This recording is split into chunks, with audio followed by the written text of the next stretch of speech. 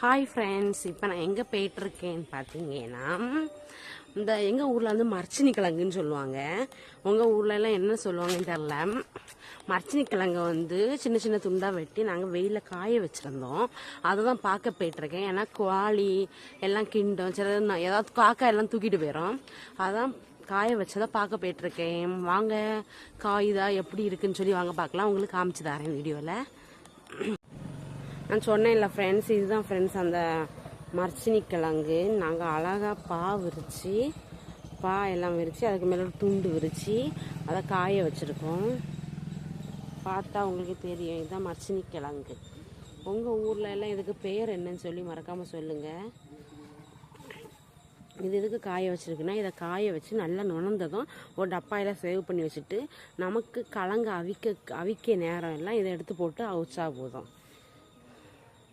காய்ஞ்சிட்ருக்கு பார்த்தீங்களா.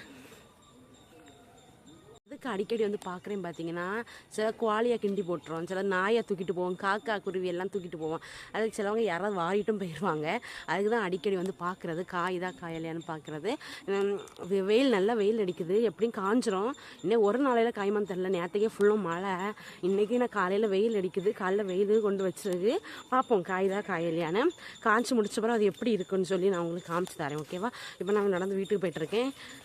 அது ரோட்டில் கொண்டு வச்சுருக்கோம். எங்கள் வீட்டுகிட்ட வச்சா எங்கள் வீட்டில் ஒரு குட்டி பையன் எடுத்து நாசாக்கி போடுவான்னு சொல்லி நாங்கள் ரோட்லையும் கொண்டு வச்சுருக்கோம். அதனால தான் அடிக்கடியே பார்க்க போடுறது. ஓகேவா, பிடிச்சிருந்தா நம்ம சேனலையும் மறக்காமல் சப்ஸ்கிரைப் பண்ணி வச்சுக்கோங்க. லைக் பண்ணிடுங்க, ஷேர் பண்ணுங்கள், கமெண்ட் பண்ணுங்கள். பாய், அடுத்த வீடியோவில் பார்க்கலாம்.